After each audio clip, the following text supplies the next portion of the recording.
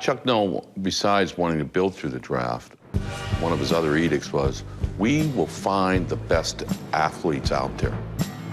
And some of the great athletes of the day were playing at these small black colleges. It doesn't matter to us where a prospect is. As you know, we have quite a few prospects from smaller schools. John Stallworth from Alabama A&M. He didn't have a great 40 time, but Bill Nunn recognized he's not going to be running on as good of a surface as the guy from Ohio State, who might have a 1/10 of a second faster time. And you look at the great players from small colleges, Joe Green to Dwight White, Mel Blount. They were able to find players that fit all over the country. A 10th round choice from Arkansas A&M, from Texas Southern, from East Texas State, from North Texas State. 4 young men from tiny Southern colleges. Not to take anything away from Dick Haley and some of their other scouts that they had, but he was the big influence into the black colleges. That helped build that football team. In fact, I used to try to follow Bill around, because sometimes it was hard to get film. Bill knew how to get the film. In the case of Stallworth, there was like 1 can of film. Bill had instructions from the coach to keep it a week and send it to someone else. Every time you walked by the film room, they were watching with the coaches, they were watching themselves. I think my dad was in there watching it with them, and we never sent it to anyone. I mean, this worked out perfectly. Stallworth, you see, he knew a little bit more probably than we did. And that was probably a factor in one of the greatest drafts of all time.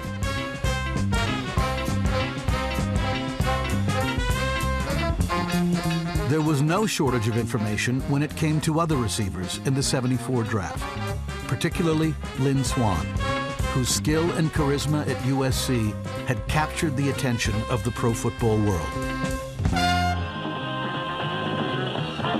I like to think of myself as a true competitor, and there's no more competition in the field than returning a punt when it's you and at least 9 guys that you have to get away from, mostly by yourself. Pittsburgh up. Chuck loved John Stallworth. But he went to Alabama A&M, one of those small black schools. Lynn Swann, he went to Southern Cal. Everybody knew who Lynn Swann was. Everybody knew Lynn Swann was going to be a first-round pick. As the Steelers' internal debate continued, it appeared their discord on selecting a big school or small school receiver might cause Pittsburgh's selection time to expire, thus giving the Cowboys the chance to jump in front of them in line. Dallas prepared accordingly, filling out an index card with the player it wanted and racing to the podium. Had only a few more seconds passed, Dallas would have taken the 20th pick before Pittsburgh could. Instead, after 14 minutes and 55 seconds of their 15-minute selection time, the Steelers made a decision.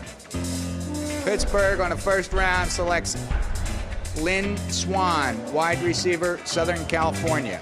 The scouts, Nunn, Art Rooney Jr., Haley, all of them, convinced Chuck Swann would be gone if they didn't take him in the first round. Stallworth would still be there.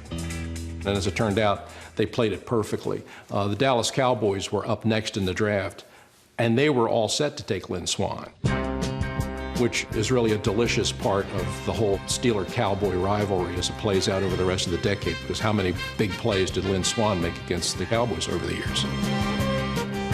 The race for Swann at 20th overall may have been an early flashpoint in the eventual Pittsburgh-Dallas rivalry, but it would prove to be just one part of the Steelers' historic performance in the 1974 draft. Pittsburgh was looking for a new middle linebacker, but they needed more than a new player. They needed a new kind of player, one who could both support the run near the line of scrimmage and drop into deep zone pass coverage in Pittsburgh's new Cover 2 scheme. Art Rooney Jr.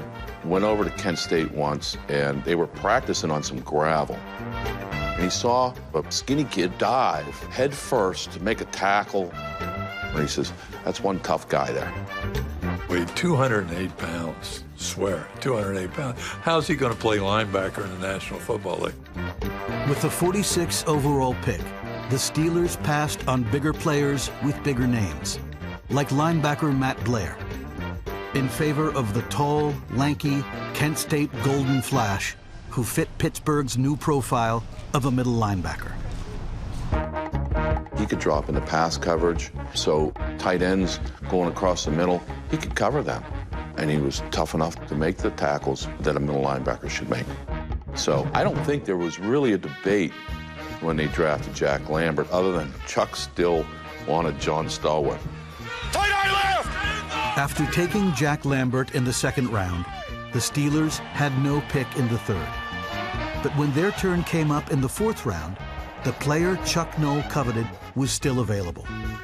So the Steelers drafted receiver John Stallworth, before looking to the trenches in the fifth round with the selection of a center from Tomahawk, Wisconsin, named Mike Webster. In terms of building a team that was going to be a perennial contender year in and year out, the Steelers were truly the model of the 70s. And there's a couple things that work there. One is appreciating the value of those draft choices, and two is knowing how to fit those players into your own system. I think that the 74 draft will be remembered mostly for what it did for the Pittsburgh Steelers. The Steelers getting 4 Hall of Famers out of that draft, especially when there are only 5 Hall of Famers in the entire draft, it's unbelievable.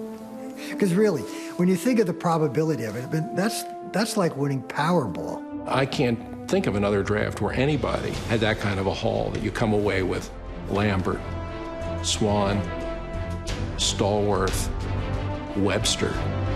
In 1974, Pittsburgh's rookies contributed to a 10-3-1 regular season record that catapulted the team to its first ever Super Bowl victory. The Steelers would win 3 more Lombardi trophies before the decade ended. Bradshaw pumping, firing downfield. There goes Stallworth. He pulls it in at the 30, the 20, the 10, the 5, and it's a touchdown for Pittsburgh on the ball to Stallworth. Lambert's walking by. Here's Harris telling him something and grabs the kicker, and Lambert at 6'5" works him over. I think it's not just the greatest draft by any team in the history of the NFL. I think it's the greatest draft by any team in the history of professional sports. One makes a circus catch in the end zone. Unbelievable. The Pittsburgh Steelers are the champions of the National Football League for the 4th time. By building a dynasty through the draft, the Steelers ensured that the prevailing philosophy of the future is now would be relegated to the past.